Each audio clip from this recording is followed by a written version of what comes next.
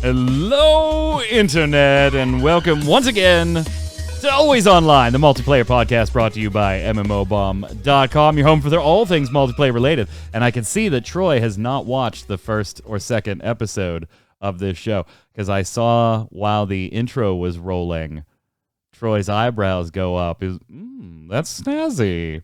Hasn't seen the new intro, so now he finally has seen it.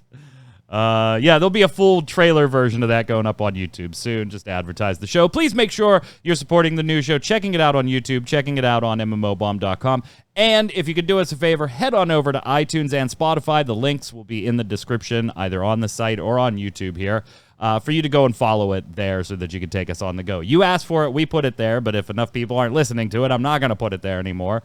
So go follow it, do all that stuff. But we've got a lot to cover today, so let's get right down to the multiplayer goodness with Mr. Jason Winter. How are you? Honestly, I hadn't noticed the intro either. I was looking over it like, whoa, that's neat.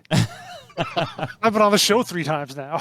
There's a whole... the last week was the first week we used it. It was okay, so I knew we didn't have the very we first didn't have... week. No, the first one, I even said when we did the first show, hey, the assets are placeholders right now while I reorg stuff. But there's a full 30-second trailer version of that clip, too.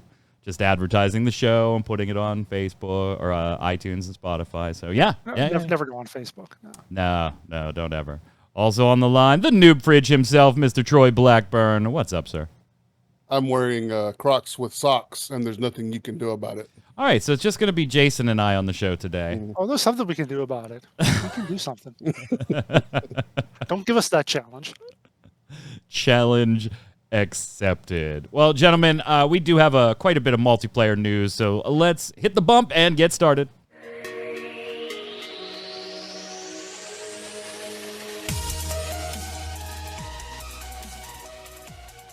Crocs with socks. What are you, a dad? I mean, that's just... How'd the new dog thing go, by the way? I'm just old. Did you end up with another new dog after the stream last night? No, I did not end up with a dog. It got sent home before it even made it back to my house from the vets.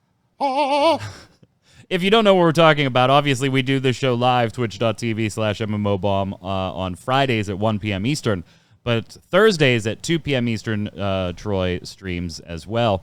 So check that out. Give us a follow and all that stuff. Yeah, yesterday was quite fun with you going through the Guild Wars Elite specs and speculation on what will probably be revealed in a little bit today, just in a few hours, right, Jason? Yeah, here in just a little bit. Yeah, so I'm sure Jason will have a piece up that you could take a look at whatever Elite specs get announced later today. Let's start with Blizzard, Activision Blizzard, ABK, Activision Blizzard King, if you want to be all technical about it. Troy, you and I haven't gotten quite a lot to talk, or a chance to talk about this topic. Jason and I have done some on Ready Check Radio and Gaming Gumbo and things like that. But there are a few updates on this front. Some of them are just like have me scratching my head, and then other ones go, Jason, when it rains, it pours. Here, have another lawsuit. So first up today, Activision Blizzard is being hit with another lawsuit. This is in addition to the one coming from the Department of Fair Employment and Housing in California. This one is alleging unfair labor practices by the Communication Workers of America. It's a union, CWA. I actually belonged to that union for 2 or 3 years when I worked for Verizon. So I was like, oh, CWA, I know them. Cool. You worked for Verizon, so if my internet is bad, can I talk to you? No. I sold their Fios and stuff in their call centers. It was a horrible job. I got laid off when a company downsized. I ended up there, and I immediately was like, nope, I'm out of here after about 1.5 years. I made shit tons of money. A year and a half? Wow. I made shit tons of money because I was good at the job, but I hated that job.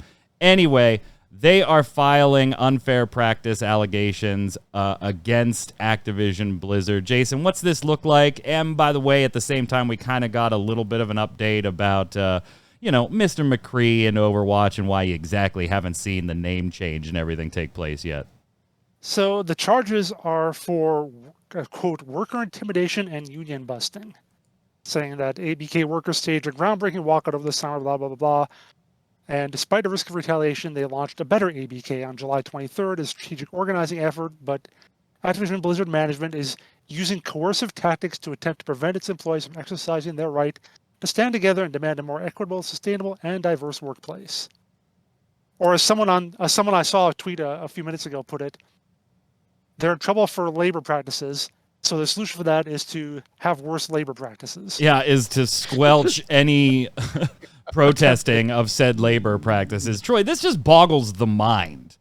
Like, I've said before on this show and on other shows, right? Like, I don't understand how when you see another big company get hit with allegations of whatever, whether it be employee mistreatment or, embezzlement or whatever, like how you don't, as somebody who runs a big company, go, are all our ducks in a row? Like, is there anything I should know that I don't know about right now that we really need to take care of before we're the next headline? But this just takes that one step further. You are the headline for this type of behavior. No, we don't want you organizing. And I mean, on one side, that's like, they don't want them unionizing, right? That's the last thing they want. They even brought in third-party counsel that was well known for union busting. So they don't want them organizing on that front. But you think this would be so hot right now that you would just leave this alone, Troy, rather than bring this type of attention to yourself?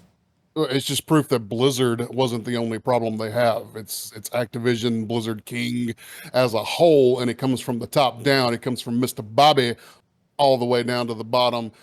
This sort of attitude, this sort of keep it quiet, keep it in amongst yourself, shut up, no negativity.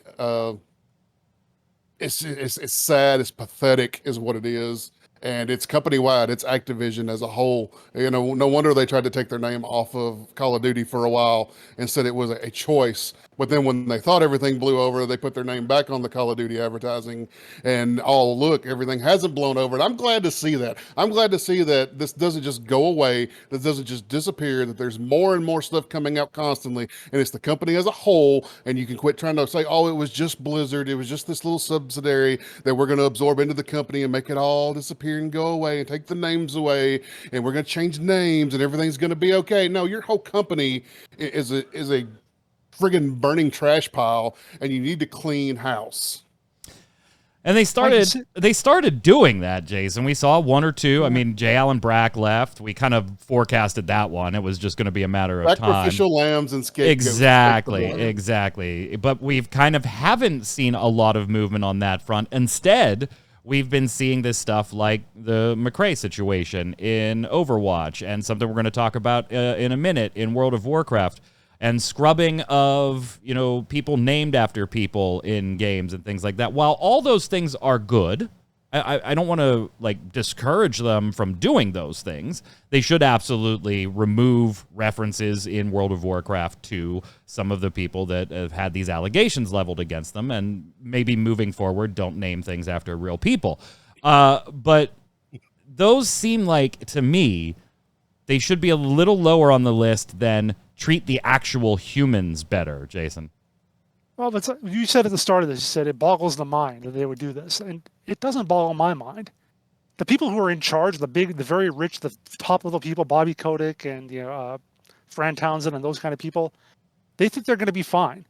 They don't have the notion that we have to change things because otherwise we'll be in trouble. They don't.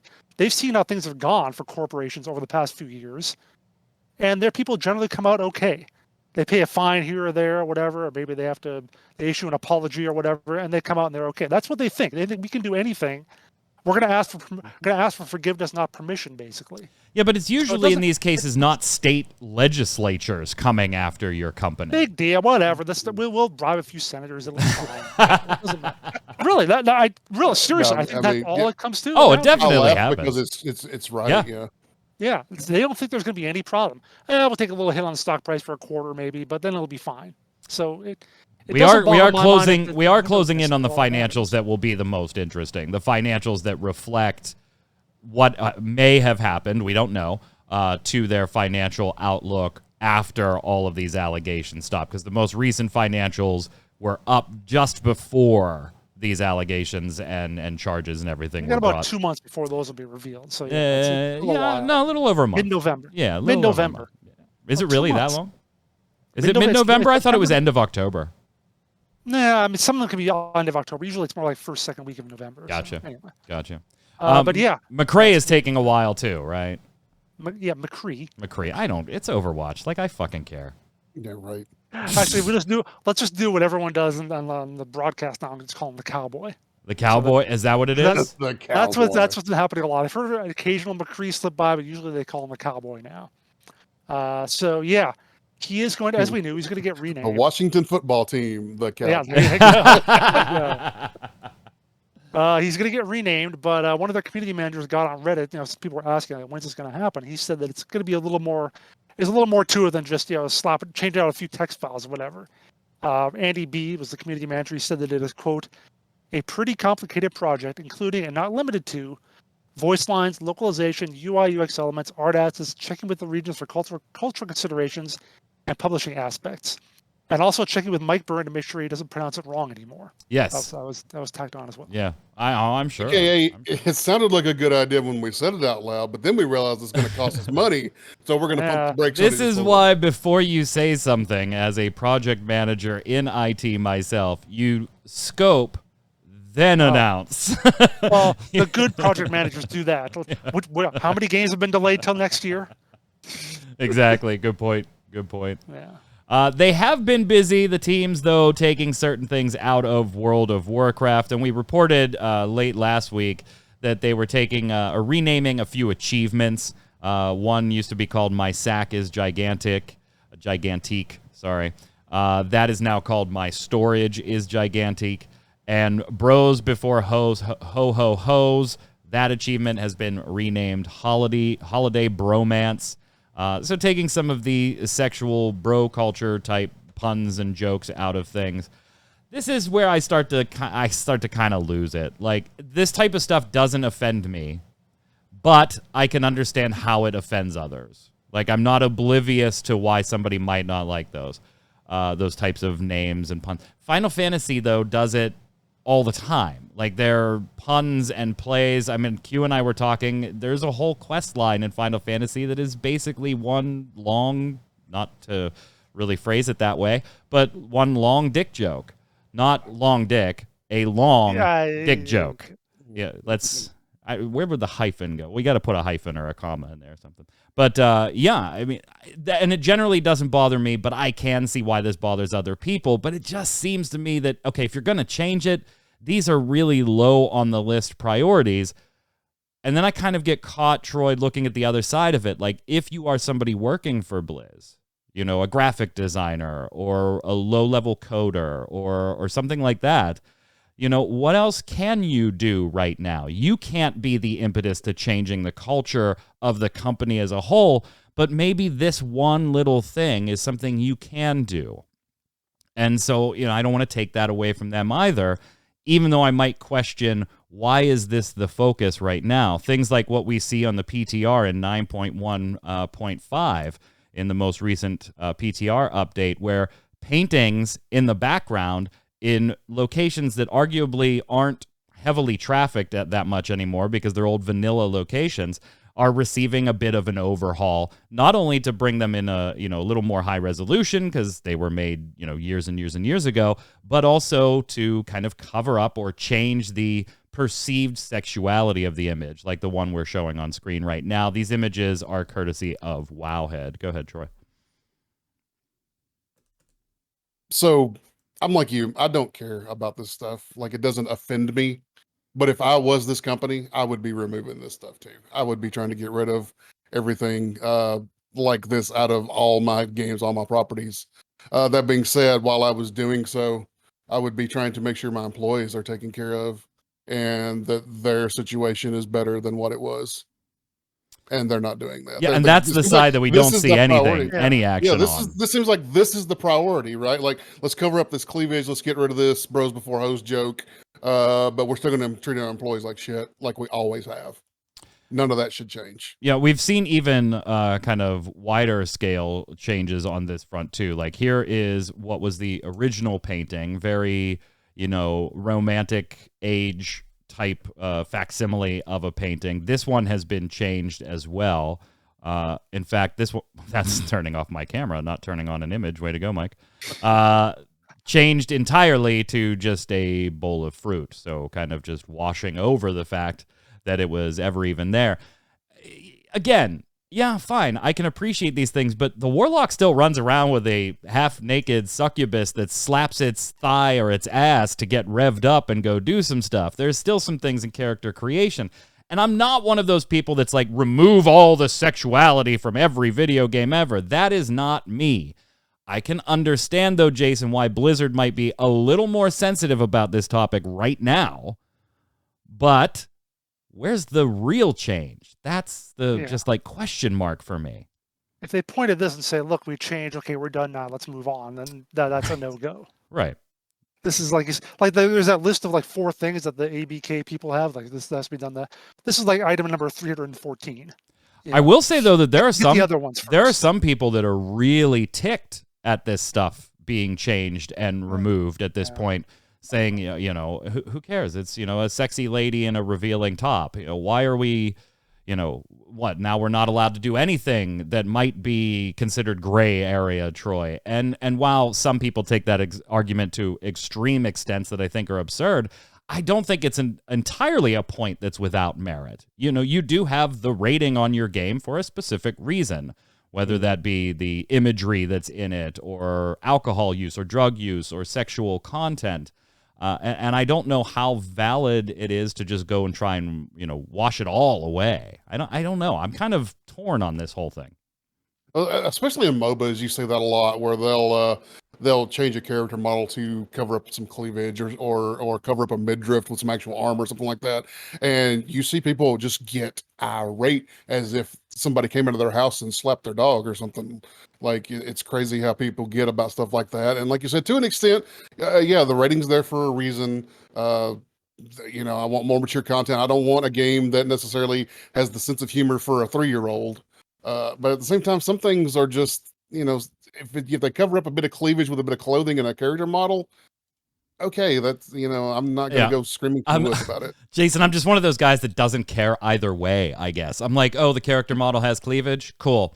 Oh, they covered up the cleavage on that character model? Yeah. Okay, cool. Okay. I mean, it also should be said that we are 3 guys, right? We are not women who might have a different take on this. There are pressures to look a certain way that we just don't have because of our particular gender. So take our view with a grain of salt, I guess. Yeah. I think it also depends on the context too of where the image is. Like the picture of the lady in the bikini. If that was, I don't know World of Warcraft stuff, but if this was like in Final Fantasy VII, like Don Corneo's mansion, of course he's gonna have a picture of a naked woman in there or whatever, or something that makes sense. Maybe that shouldn't be, just up front in the basic auction house or something too. Maybe that's where it's not really as appropriate. So true. If that was in a Witcher game, she had way too many clothes on.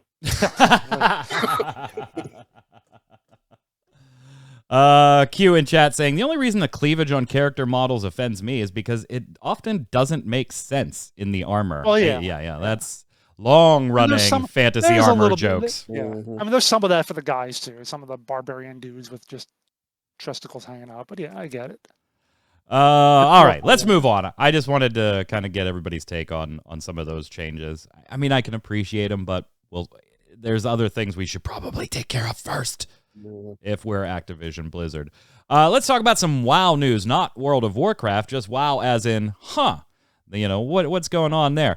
So we did not have to wait long, Jason, for an appeal to be filed in the Epic versus Apple case. We predicted that there would be an appeal probably pretty quickly, since Apple only had 90 days before they were going to have to act on some of the items decided by the court. However, the initial appeal right out the window, not actually from Apple.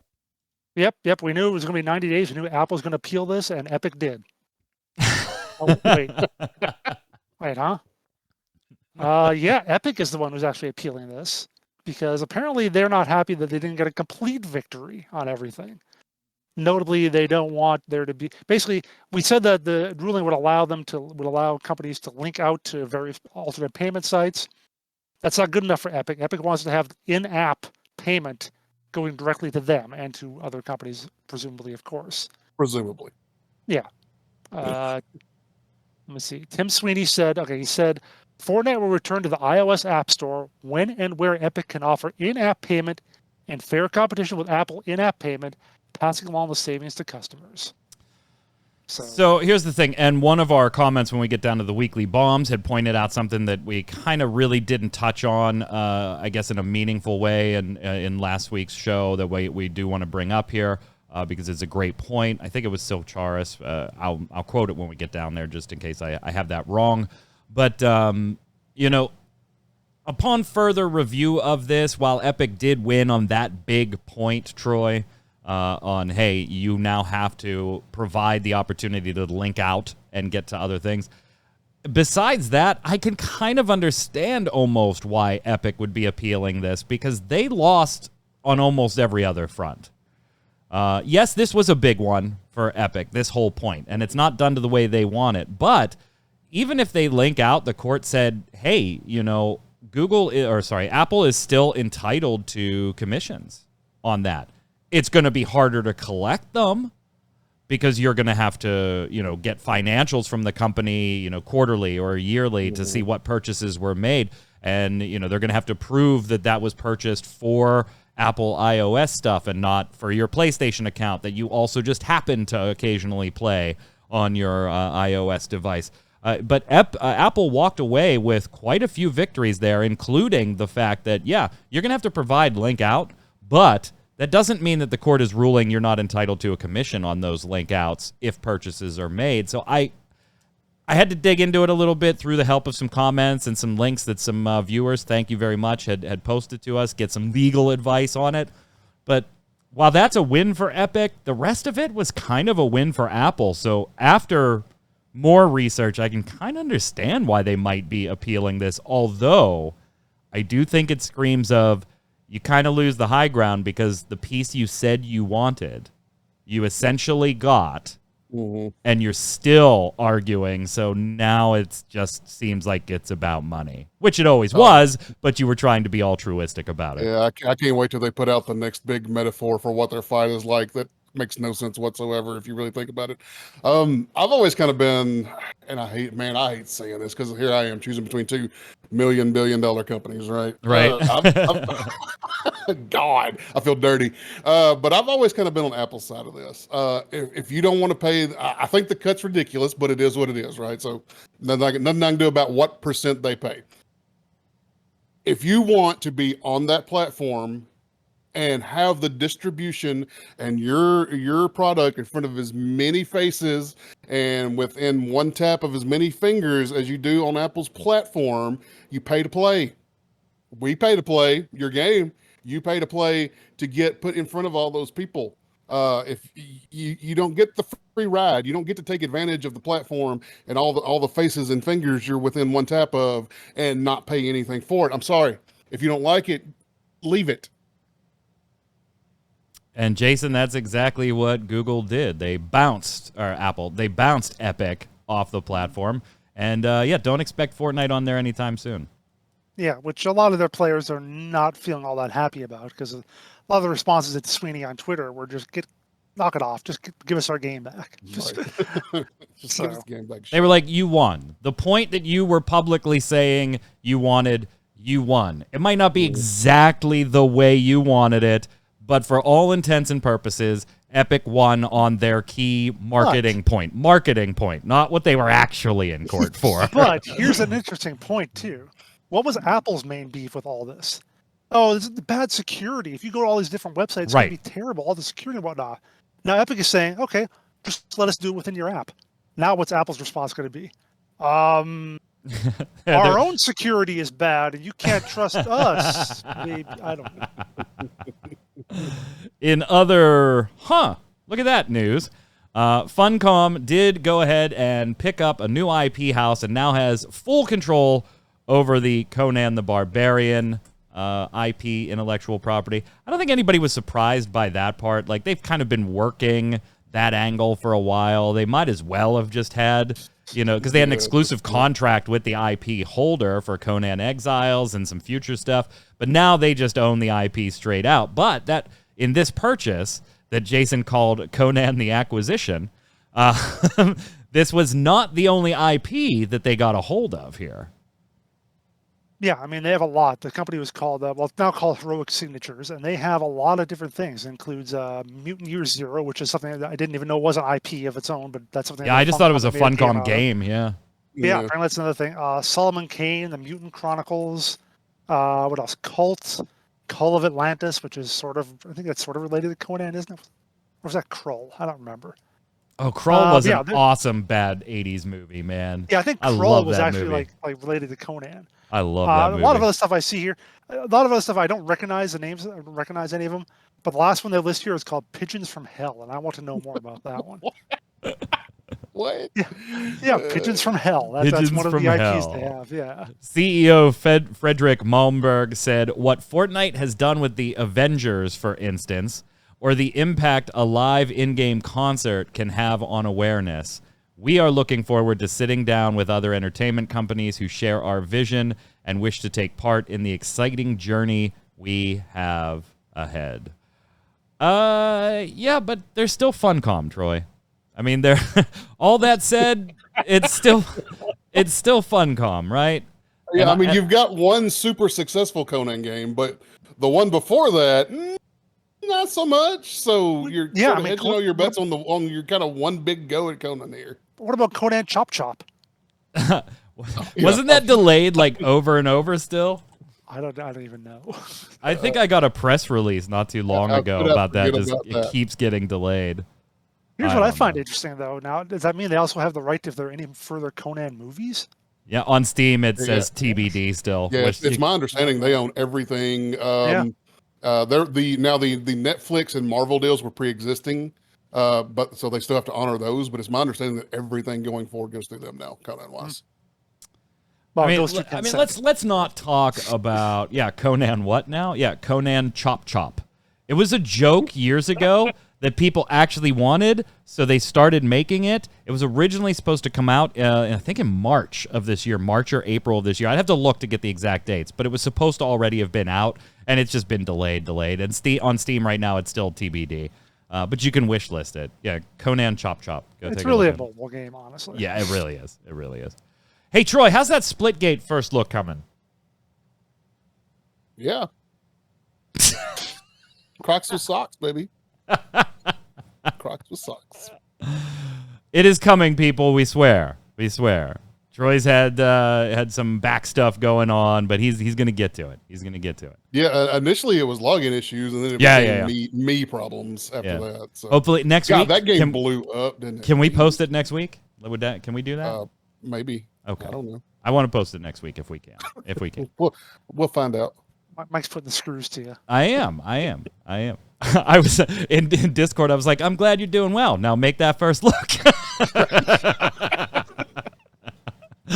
Yeah, and it did blow up, Troy. You're right. I mean, it has just gone apeshit, and Jason's just been amazed, reporting like once or twice previously to this story we're going to talk about today, that they picked up, 5 million funding here and 10 million funding here. Well, now they went ahead and secured $100 million in funding. $100 million in funding for company 1047 Games, who makes Splitgate, and that's it. Right now.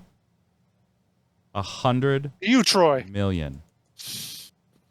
Oh, but they're still going to be independent, Jason. It's totally independent.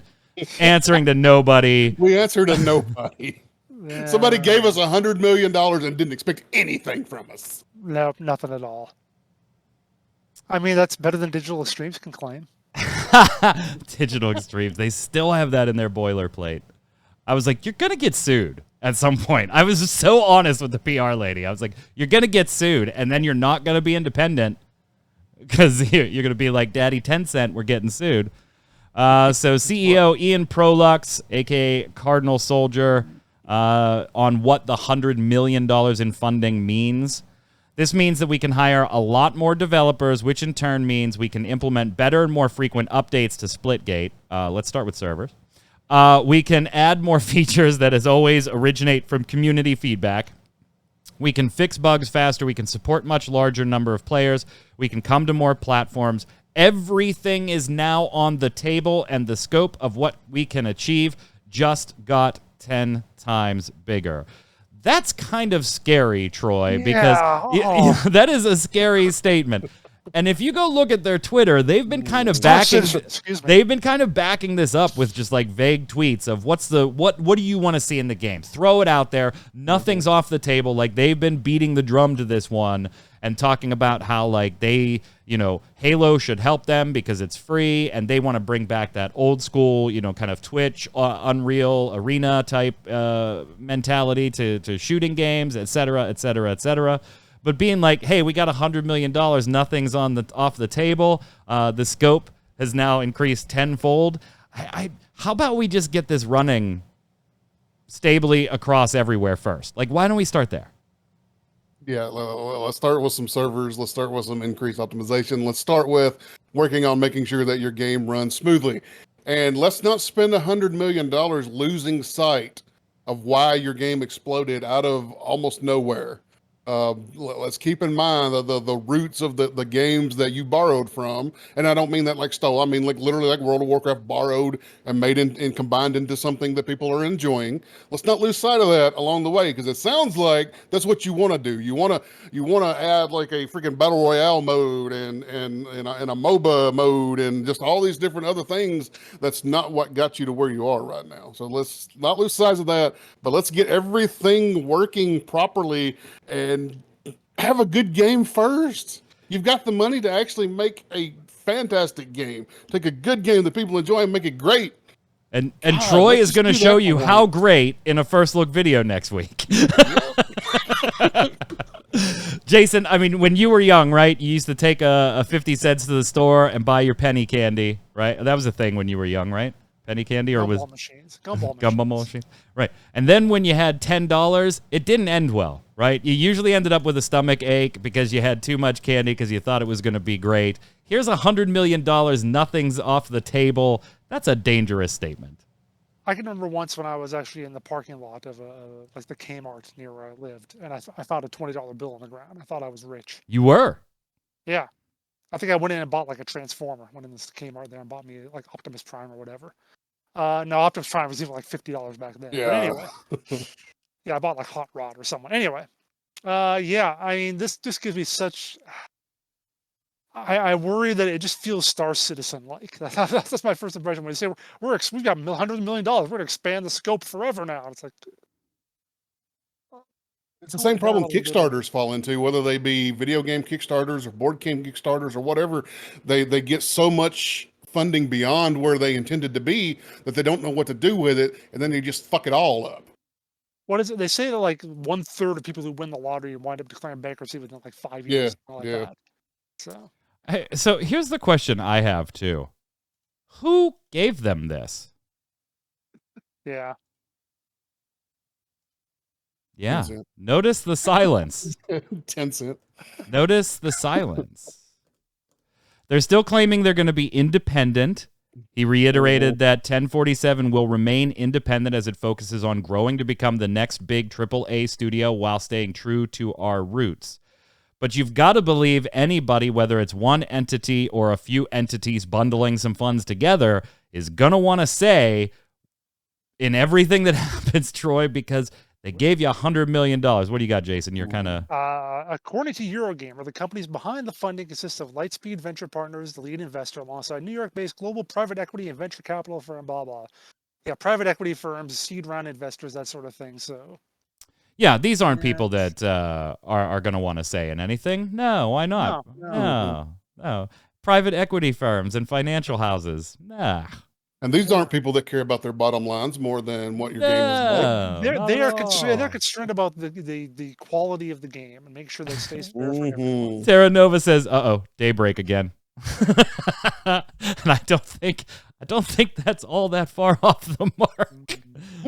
Is Columbus Nova anywhere near this? Oh, no. They don't own video game companies. Never mind. They never bought one. They never had them. For this last bit, this last segment, I wanted to do up some graphics, but they didn't turn out the way I wanted them, so I was not going to embarrass myself. But I was going to show Randy Orton giving the RKO out of nowhere, and changing the text to be the MMO out of nowhere, because that is what happened this week. We got slammed with some MMOs out of nowhere. One we already knew about, but we got a gameplay trailer that was brand new, and I'm gonna tell you what, I love this trailer. I absolutely love this trailer. I'll tell you why in a second, but that is, let me close out my World of Warcraft images here. Whoops. And we'll go to that. That is V Rising, a vampire survival game from Stunlock Studios. We talked about this briefly when all we had was an announcement. We're getting closer. You can sign up for testing now. It is on Steam. As far as being able to see the page. Still no release date, but we got our first full gameplay trailer. I'm not generally a survival game guy, Troy, but I love this. It's got, somebody said it, and I agree with them, it has very Blood Omen type vibes. Obviously a little more building and stuff like that, but with like the isometric view, the vampires, I am just like, yeah, that's the Legacy of Kain, Blood Omen. I'm all about it. Well, it'll be sure to disappoint, right? But I am all excited for this one. Look, I'm not gonna lie. The name never did anything for me when I heard, the name. Yeah, it's kind of a lame name. Yeah, and then I seen also, I even in the notes it said, survival game, and I was like, let me click on it and watch this trailer. And that trailer by itself got me so excited for this game. This looks so sexy. The art style is on point for me. The isometric view, the fights and the sort of ARPG looking combat, along with sort of the survival elements. This looks good. Yeah, I'm super pumped. And there are multiplayer elements to this, yeah, as you would expect.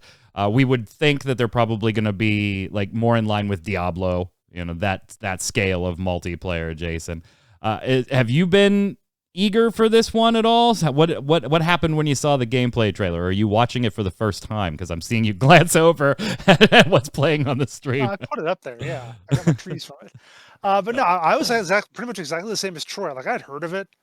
I was like, yeah, because I've seen it come by on my Twitter feed occasionally. Like, yeah, whatever. Then I look at the trailer, I'm like, all right. Maybe it's okay. This could be okay. Once you get into like having all, because most survival games, like you said, you're scrounging around in the dirt. Yeah. Most you find like a spear you can put together, a bow and arrow, maybe if you get a gun if it's really special or whatever.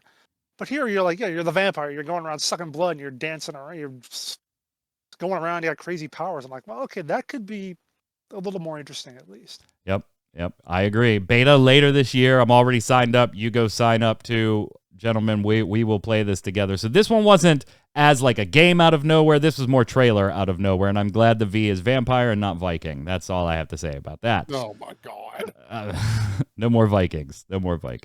However, did you see that Valheim had a release? Yeah. Go look at mmobomb.com. You can read it there. I don't want to talk about it. It makes me sad. These other ones are legitimately MMOs out of frickin' nowhere, like legitimately. Let's start with Genfanad. I'm not even sure, Jason. I'm not even sure. Genfanad. It's supposed to be generic, so that's, I think, Gen. Yeah, so Genfanad. This is by Rose Tinted Games. 16 skills for players to use and level up and train. Total of 23 planned. Large number of quests, PvP content, open world setting. So it's very like they're developing it on purpose with kind of this old school MMO nostalgia type thing, and they are called Rose Tinted Games, which I think is kind of clever that they're going that angle. But they also are kind of like, don't take this too seriously. It's going to be fun, but we're having tongue-in-cheek fun, so you should too.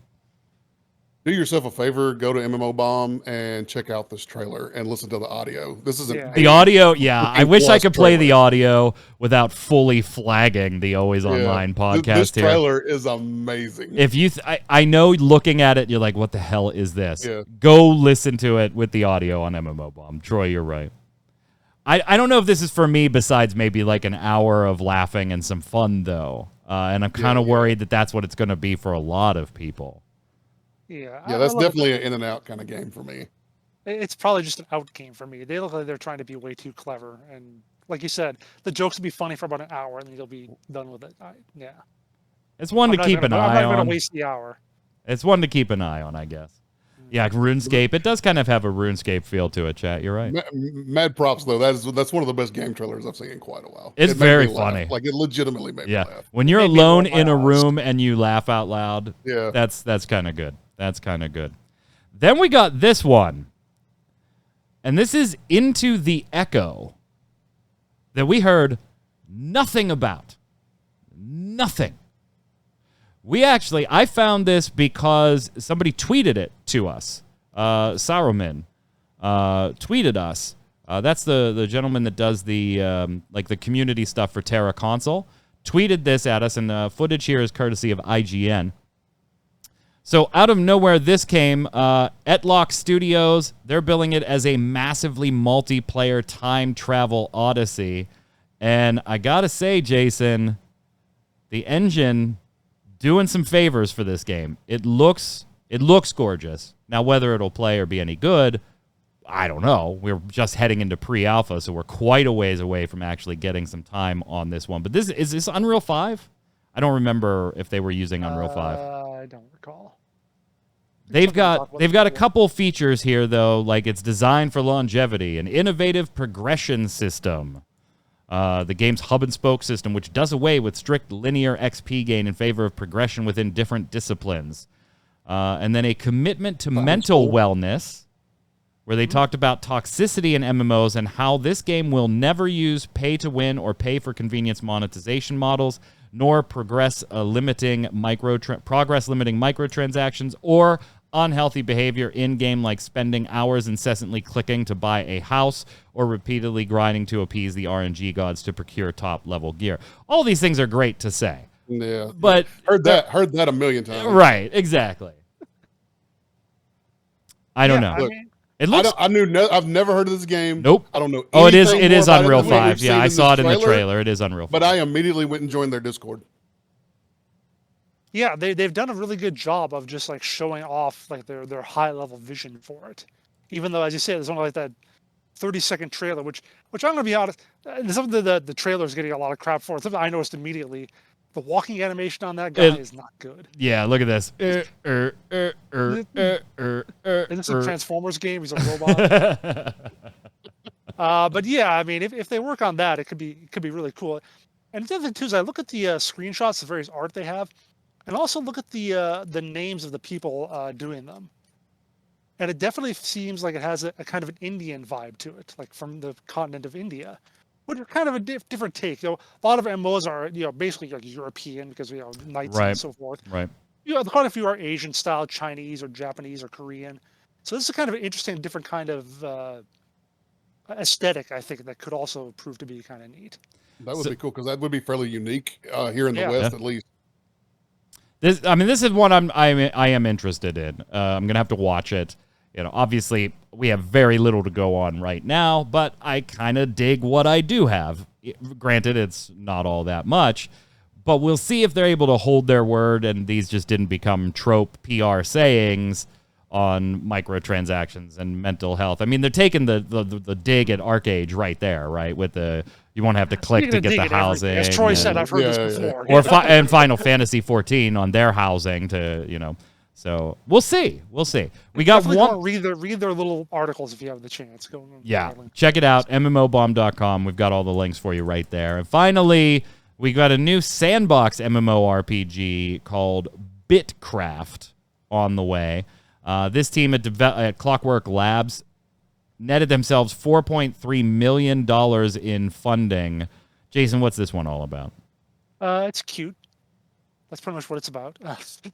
Yeah, it is it's also a survival game where it says, let's see here, they call it a procedural sandbox MMORPG, which has more of a focus on like social interaction and building communities than just going out and murdering stuff and doing that sort of thing. So, notable thing here, Troy, is it's all one big single world. Mm-hmm. Which, as Jason pointed out in his article, kind of gets a little dicey since players have different objectives that they want to, why they're playing the game in general when it comes to an MMO. So putting it all in one big single world, there's no private servers or player-hosted servers or anything like that. So could be cool in that respect, but when you get a bunch of people with competing objectives. Yeah. Like, how does that play together in one giant world? And then you're supposedly able to build town cities wherever you want to in the world and form communities. And that's never worked before. I've never seen any of these ideas actually work 100% the way they're described here. So it'll be interesting to see going forward what actually works out, what actually comes from it, if they can get any of this to all these people to, what do you do about the griefers when people want to build a community? What do you do about the people who want a PvP? And there's this big group over here who don't, like you said. I don't know. It sounds awfully optimistic. And, there is a sentence in the press release it's actually the sub-headline, Jason. It is a little scary, right? Ambitious community sandbox MMORPG revealed by fully remote independent game studio. That's a collection of words that doesn't go, maybe there's a red flag in there somewhere. I'm more concerned this. They brought in former workers from Ubisoft and Kakao Games. Like, it's the classic. Who knows who these workers are? Whenever you see that, like, the people who brought you this thing you like, yeah, it was like the fourth string executive coffee getter or whatever. He's now on your team. It's like, at least really if you're a fully remote company, at least if somebody gets drunk and crawls through your cubicle, you know who they are. Oh, you probably married them. At Clockwork Labs, we want to create virtual worlds which have true meaning to the players that inhabit them. It is important to us in the way we design games to give the power of creation and owning content back to the players. We're excited to see what this level of freedom and inspiration leads to when we invite the world to experience our debut project. And it's hard, Jason, not to look at that sentence and the name being Bitcraft, right? And when they talk about owning content back to the players, is this going to have some type of NFT or cryptocurrency or blockchain type functionality built into it? That we don't know yet, but that when you start talking about owning content, that's like the latest buzzword for that type of stuff. So. Yeah, my interest on it is already kind of like, that would make it like see my feet, like under my feet down here. You're not that well lit today. You're not that well lit. You're lit better. Want my feet on the camera? No. I'm not wearing Crocs and socks. No, I don't want to see your harpy talons. Keep those under the desk. Let's go over to the weekly bombs.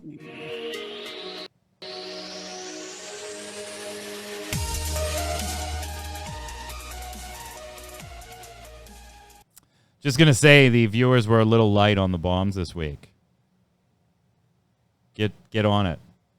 YouTube and on MMO Bomb. Put the bombs down there. Dub bomb for something good, A bomb for something bad. Or just chime in with your thoughts on any of the topics we discussed on today's show or a question for the panel. Throw it in there so I have more stuff to put down here for you. Mike is just tired of everybody's crap this week. I'm tired of everybody. All of you. Terra Nova in chat says, the bomb to V Rising. It looks very much like the vampire game I want to sink my teeth into. Or should that be Lord. Fangs? Fangs is another game. That's a different game entirely. Yeah, different game entirely that we haven't talked much about because the website has like 4 pictures on it. Although I think I have an email saying that they're going to be doing testing. Closed alpha playtest. I don't know when. September 24th and 25th in North America. I'm going to give a dub bomb to the interactive map that New World put up, and I wrote this up and put it on the site. You could check it out there. I know you got about a week and a half for you New World fanatics that are ready for launch. I thought the interactive map was kind of neat, actually. It's got some lore bits when you discover different locations. It links to some videos that maybe you missed during all of the PR leading up to all this. I know Troy is very excited. That's why he needs to do the Splitgate first look next week, because he wants the New World first look, and that's going to be the following week. So let's get Splitgate done. What is that? What was that? That's just a wrist. Oh, okay. Yeah. So Troy, that'll be pretty close to launch day because Troy's been playing it a while, so he knows an awful lot about it. Anyway. It won't take too much to. Yeah, we want to get that one as close to launch day, so hopefully Splitgate next week. But it was a cool map, so I'm going to give a dub bomb to it. I may not be as excited for New World as many of you out there. I'm kind of still on the fence about it. I think I finally figured out through the help of a viewer why, because it is so like skewed, an MMORPG that's skewed a little more in the direction of a survival game, and I'm not into survival games all that much, so that's probably why it hasn't grabbed my full attention. I will be playing on launch day. We will stream it here on mmobomb.com and do all that stuff. So I'm not opposed to it. I'm not Troy levels of pumped, but the map, that was pretty cool. So dub bomb there. Go ahead, Troy. Dub bomb to being an MMO fan right now, man. What a good time it is. MMOs are sort of making a little mini comeback here, man. We've got, other than, the game that shall not be named, The King Has Fallen. But we got Guild Wars 2 coming with an expansion. We've got Star Wars coming out with an expansion soon. Later today, Broken Age beta is hitting off. We've got New World launch in a couple of weeks. Man, it's just, we've got all these new games today that I'd never heard of before today. 3 of the 4 of the ones we talked about that kind of came out of nowhere. I'm in their Discord now because I'm like, oh, that looked cool. Let's check that out. Like, it's finally, we're starting to get some quality games, or what looks like could be quality games, instead of just the other countries' trash that they're sending us to try to make a few bucks before they shut it down for good. So, were you talking about Broken? MMO Did you talk about Broken Age? Broken Ranks. Oh, Ranks. Oh, yeah. Broken Ranks. Okay, yeah. Which I got that one there came to my attention. I think we were just hanging out in a chat after a show, and somebody said something. We were talking about what we were going to do, and somebody said Broken Ranks. I went to the website. And I was like, "Well, that looks cool." I think we've covered it on the website before. I've written about it a couple times. Yeah. Oh, I think I sent you. Didn't I send that to you like 4 days ago, Jason? That I was like, "Hey, their beta comes up in 60 hours or whatever." So save this for Friday. Yeah, you probably have it somewhere, so that can go up today. Go ahead, Jason. I'm going to give an A-bomb. So first, let me ask you guys, what is a pre-alpha? Yeah, I'm not exactly sure on that term. Yeah, because a beta is supposed to be testing before but still open to a lot of people because it's still mostly done. An alpha is the very rough, extremely early build of it. We don't know what we're doing. It's going to suck, whatever. So what the hell is a pre-alpha? Yeah, is that like you got little action figures that are supposed to on your table that's supposed to represent what the characters are in a game? That's when it's all scraps of paper and cards. Yeah, Bitcraft and The Echo are both advertising for their pre-alpha. Pre-alpha. Like, no, there's no such thing. Stop. Just stop. It's called $23.99. It says A-bomb to cut. Wait, I was going to say before that comes to the pre-alpha. Is that it? No, it's the post-concept. Look, I have about 1,000 games in pre-alpha in my head. Look, if you're gonna stay in early access for 3 to 5 years, you've got to have a pre-alpha. Yeah, and a pre-alpha. Yeah. A-bomb to Kyle Shanahan, dude's an idiot, and yes, a lot of my A-bombs will be football related for the next few months. Fair enough. Final Fantasy 14 new content coming soon as well. Yeah, the Endwalker expansion. Live letter is tonight for those of you on the East Coast, 10 p.m. tonight. From the viewers, though, Old Glory says, about the Steam wallet. Frankly, I don't trust a lot of companies with my information. It's almost the same how I don't like that there are launchers for every game/publisher. Then enjoy my article that I wrote yesterday on Riot Games' new launcher. If I play a game on Steam and when I want to buy something in-game, I hope there is a Steam wallet option. That there are higher risks of losing my info if it's in more than one place, and that one place I trust is proven to be pretty secure, and that's Steam. If everyone will start to ask to use their payment method, then my info is pretty much scattered around and has a higher risk of losing to someone if some company gets hacked. You're not wrong. But on the flip side, you want all your money in one place. So if that one place gets hacked, you'll lose everything. Remember a few years ago on Christmas when Steam totally flipped out and everything was or when Sony was hacked? Yeah. Everybody will get hacked. It's just a matter of time. Yeah. Go ahead, Jason. So Cars One says, the bomb to the New World open beta last weekend. I had an idea that I would like the gameplay, but being able to test it out sealed the deal. I may not play it forever. I may end Walker in 2 months, but it would be a nice diversion since Lost Ark was delayed. Troy. T-Cal was the same one, just giving a bomb and chat about football. A-bomb to Florida State football. I was okay when you lost to top 10 Notre Dame, but you can't be out here losing to 1AA Jacksonville State. Yeah, that was awesome.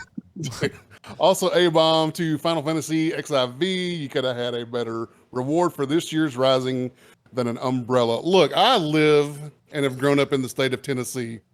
Every football team that could have let me down this past week did so. So I don't want to hear it. Here's Slash Coon, who I referenced earlier but misquoted to a different viewer, so I apologize. Slash Coon chiming in. One thing I feel you missed in the Apple versus Epic discussion is that the judge says that Apple are perfectly fine to take their commission, and that didn't change.